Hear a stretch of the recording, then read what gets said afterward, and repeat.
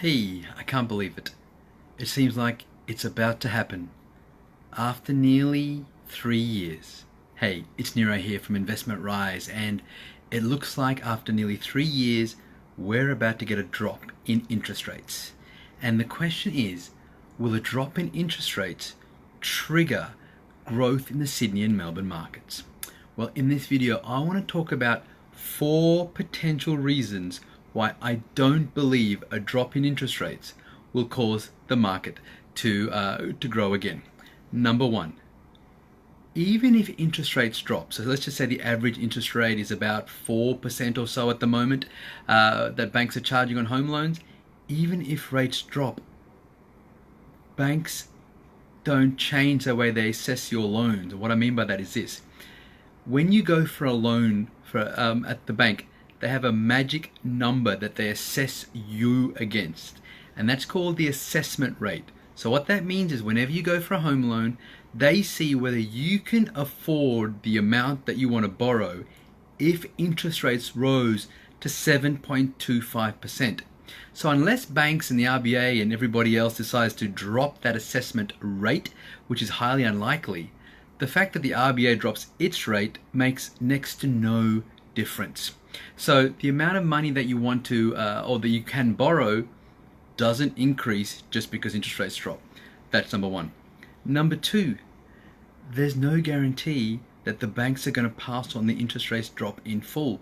And we know that many of the banks have been sneakily increasing rates of late for investors primarily, which means that there's no reason for them to drop the rate, or even if they do, they're only dropping it back to what it used to be anyway because they've already factored in this rate drop. So banks have been quite sneaky, so I'm not sure that's going to do anything. Number three, lending restrictions today are tighter than they've ever been, and there's no guarantee that's going to change. So if banks are not lending money or are making it harder for investors to borrow money, a drop in rates isn't going to change anything. So we need to look at all these factors. So unless banks are willing to pass on interest rates in full, unless they're willing to drop their assessment rate, unless they are willing to change the way they assess you and make it easier again to borrow money, a drop in interest rate is not going to have any impact on people's ability to borrow. It's not going to have any impact on the ability for the markets to grow again. And finally, ignoring all the banks aside, there is the issue of supply and demand. In Sydney, Melbourne, and even Brisbane right now, there is a massive oversupply in the apartment market. So whatever interest rates do, if there's an oversupply, it makes it very, very difficult for prices to rise. So I'm going to say here right now that if interest rates do drop, and it seems very likely that they'll either drop in May or June, I don't believe it'll trigger growth in the Sydney and Melbourne markets.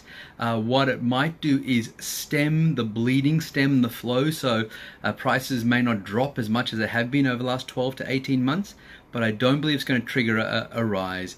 So just be wary about gambling on an interest rate drop. What I mean by that is thinking that just because rates have dropped or rates are dropping, that property prices will rise, and speculating on that, you may find yourself getting burnt, as many people did in 2016 when, after the market had plateaued, the Reserve Bank gave us 2 rate drops. The market did rise, but I caution many people not to bank on that continuing, and we know what's happened since late 2016, early to mid 2017.